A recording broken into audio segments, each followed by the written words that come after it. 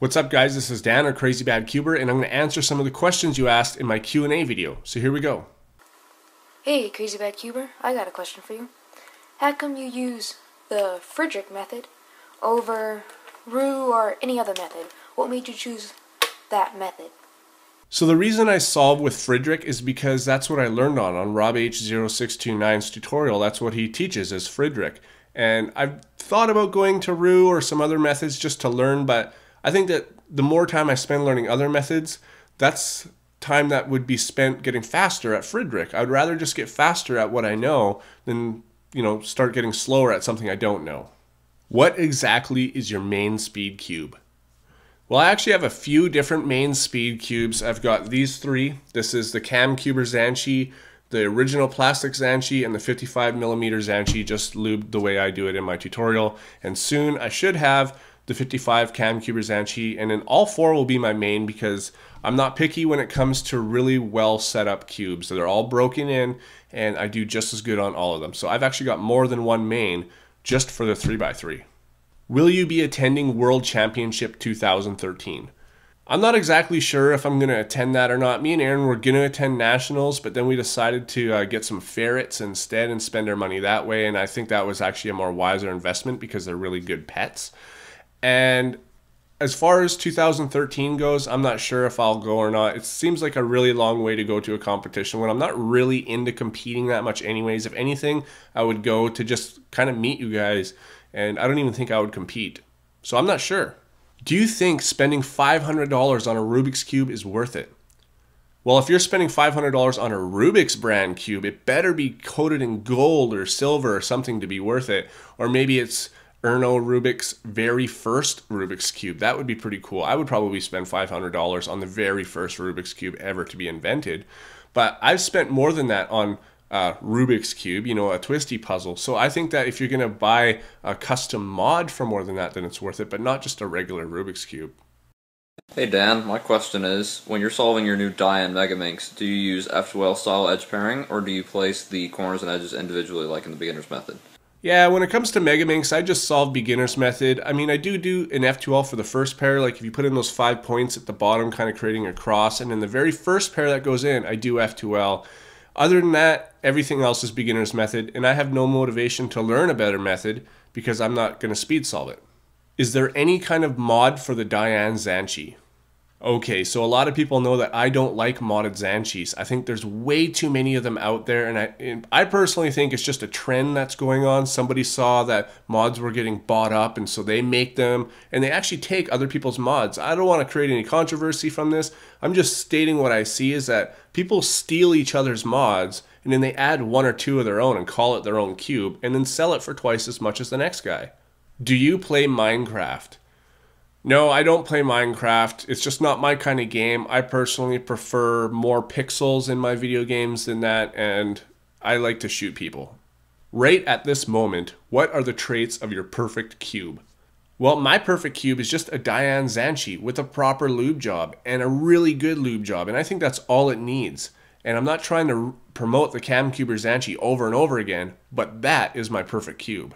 What is your favorite shape-shifting cuboid? My guess is you'll say Tom Z's 4x4x6. That's a really difficult question for me to answer. I don't think I have one single favorite. I would say that it's my very first Shapeways cuboid that I bought, and it was my favorite, but I think that it's pretty much even between all of my cuboids, to be honest. When did you start cubing? Well, I started cubing about 3 years ago or so. I think it was about 3 years ago. How many Zanchis, any type, do you own now? I own about 16 Zanchis. Can you make a video on your entire cube collection? Well, as you can see, that had 61 thumbs up. It's probably got more now because that was a little while ago that I took the picture. And yeah, I do plan on doing it. I asked Red KB if I could do his interactive thing, but then so many people get angry when I do that because they are on mobile phones and can't click links. So I'm trying to find a really nice and original way to do it, but don't worry, it's coming. It's just going to take me a while to figure out a really nice way to make it. What should I get, a 55mm Zanchi or a stickerless Zanchi? I get this kind of question all the time. My answer to everybody and to you is it's really your choice. It's just a Zanchi. They're pretty much all the same. It's just lube it and tension it properly, and the style and the feel of it and the way it, the size is totally your choice, 100%. Will you sell the piggy timer? Okay, so if you don't know what that person's talking about, they're talking about this. It's just a little timer for your stove. It looks like a pig, and I used it in a video. It's actually Erin's, and she told me to tell you guys that she'll sell it for $250. I'm pretty sure that's a joke, obviously, but seriously, if you have $250, I will FedEx it to you. What cube is your least favorite? Well, I really didn't like the cube for you Gigaminks, so I shot it with a gun. Hey Dan, my question for you is about the VCube company. I want to know why you dislike them. Okay, with the VCubes thing, a lot of people have asked, and I've kind of been avoiding it because it created a lot of controversy when it happened, and I'm not going to get into it enough to create more controversy. I think it's served its purpose. But I'll give you the quick short version for subscribers who don't know, is that I asked VCube some questions that everybody wants to know, like, why don't you make your higher cubes adjustable, and why do you have torpedoes in your VCube 3? Why does all your cubes look like they do in the patent except for the VCube 3? Why did you change it to look exactly like a Guhong after claiming other people stole your idea? And instead of just answering, they refuse to answer this question. If you ask them, they will block you and ban you. So, I mean, I don't know. I just don't have any respect for the way they conduct their business.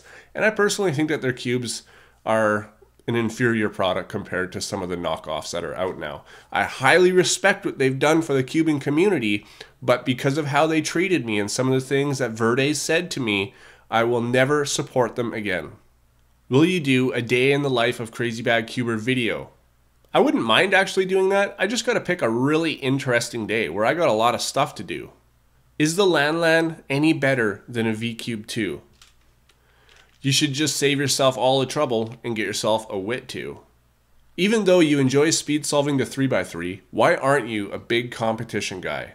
Well, if I made a scale from 0 to 100 and this was how I like to solve, I would say speed solving takes up about 50%, and then 40% of the last 50% would be like custom puzzles, and then the last 10% would be actual competing. And it's not that I don't like competitions, I'm just not huge into them, that's all. My questions are, what is your 2x2 average, and which cube do you use when solving the 2x2? Okay, so my average on 2x2 is about 7 seconds, and I use the Wit 2. I don't find anything better than the Wit 2. The Wit 2 is as good as it gets in my opinion, and I don't think that there will be anything better than it, and I'm going to stick with these. What's your favorite puzzle that you own? Well, that would just be a stickerless Zanchi. That's my favorite puzzle ever. Are you a Christian? No, I'm not. I have a lot of Christian friends, but a lot of people assume that I'm Christian or I'm religious in general because I have the word God tattooed on me. I explain this more in my Rexamorphic Solve video, and I encourage you to go and watch that for a more detailed answer. Do you think it's a good idea to get the VCube Super Collection? Well, this is my problem with that, okay? Like, I bought one of those before, and I got a black set of VCubes, and every cube that I got, the 5, the 6, and the 7, I could barely turn because they were so tight and you can't adjust them, and that's my big problem with them. So I really don't suggest it. I suggest going with Shanghai. Have you ever scrambled your entire collection and solved it in one go? If not, how long do you think it would take? Oh no, I've never ever done that, and don't ever ask me to do that and post a video because it would seriously take me so long. Because some cubes, like the 3x5x7, takes me hours to figure out. Or the octophobic, that's easily, I don't know, a half an hour solve. I think if I was to scramble them all and start and not stop, it would take me well over a day. What are your mains? Alright, so for 2x2, it's a Wit 2. 3x3 is the Cam Cuber Zanchi, and a few other cubes. The 4x4 is a Shanghai. The 5x5 is also a Shanghai. I just don't have one right now. 6x6, I don't actually have a 6x6 that's functional. I'm not really into 6x6, and 7x7 and 8x8 are Shanghai, and 9x9 will be Shanghai. Is this a small way of transitioning into a full-fledged channel? You've already done so much. I think doing other things besides cubing would be a pretty good idea. Well, if you're asking if I intentionally made a cubing channel to gain an audience so I would already have a good following for another channel that I had in mind, then that's not right. I haven't thought of that. But I have thought about making another channel because I have an audience. And not just that, because I like making YouTube videos. There's a lot of things that I would like to branch out to do. I mean, becoming big on YouTube is very difficult. But if you know how to manage YouTube, it's not difficult. And I know how to manage YouTube for the most part. It's the idea that you need to have. I'm constantly thinking of another idea that would kind of take off and catch on. Because if I could make a living out of YouTube, I would be very, very happy with that. But you have to have the right idea, and marketing it is the other half of it, which I kind of already know how to do. Also, I think my cubing channel is a full-fledged channel for our community. It's not huge in the whole scheme of YouTube, but for our community, I think it's a full-fledged channel. I got a good question. What's your least favorite algorithm? PLL or OLL? Mine, NPerm. My least favorite algorithm, I would have to say, is a PLL algorithm, and it's the E permutation. It's where this one and this one has to be swapped with this one and this one. It's just really awkward, doing all sorts of D moves. Oh, I screwed that up. Anyways, it's just really, really terrible. I'm not fast at it at all, and I wish that there was a really faster way to do it, but it seems the algorithm that I use is what pretty much all the fast people do use, so I think it's just a matter of practice. Are you getting the Shanghai 9x9? Yeah, of course I'm going to get that. I really, really can't wait to have it, to be honest. How do you manually sticker your cubes nicely? Well, a little bit of it is practice. Another is attention to detail, a steady hand, also the tools you're using. Would you guys like me to make a video on how to properly sticker a cube so everything is evenly spaced and it looks like transfer tape did it? Because I personally don't really like using transfer tape. I think that actually manually doing it does a lot of a better job. What method do you use to memorize the OLL and PLL?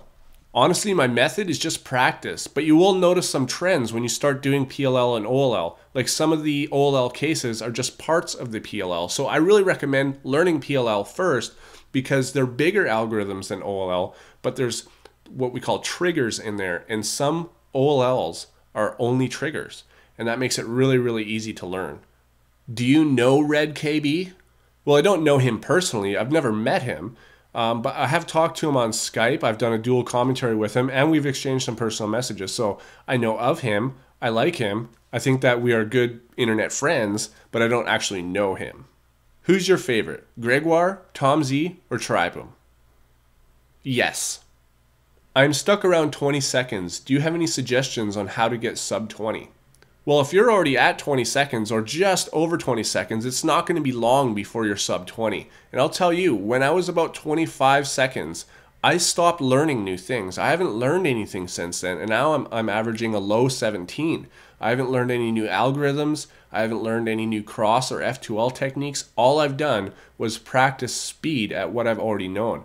So for me, all I've done to get sub 20 from 25 seconds is practice. That's it. But you can do other things like learn PLLs and all that kind of stuff. Hey Dan, Cody Howard here, or Brother Bear 410. How did you get into cubing? Okay, so how I got into cubing, I'm going to make this short because it could turn into a long answer. When I met Erin, my girlfriend, she had a roommate, and her roommate had a Rubik's Cube, and so I fiddled around with it, and I could get the one side, but it was just oriented, it wasn't permuted. And one day I just looked up a tutorial, and I learned how to solve it. I used Rob H0629's tutorial, and I learned how to solve it. And that's how it started. I mean, I got an iPhone timer, or an iPhone app that had a cube, and I just started learning it, and it just progressed from there.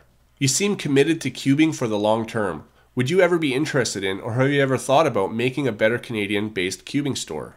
Well, after seeing so many cubing stores online, I gotta say, the thought has crossed my head, but that's all it was a thought. It quickly went away after that because I think it's just a lot of work. And for me, I like to buy and show cubes and make videos and solve and speed solve and stuff. Actually having to do all that work for very little profit isn't worth it to me. I'd rather just go out and get like a really well-paying job. Could you review the Pyromorphics? Actually, yes, I will, and I've got one coming. Alright guys, that's all the time I have today. If your question didn't get picked, I'm very sorry about that. Just start leaving more questions and we'll do it again on the next answers video. Also, please post video responses. I really enjoy those as well. And I will see you on my next video.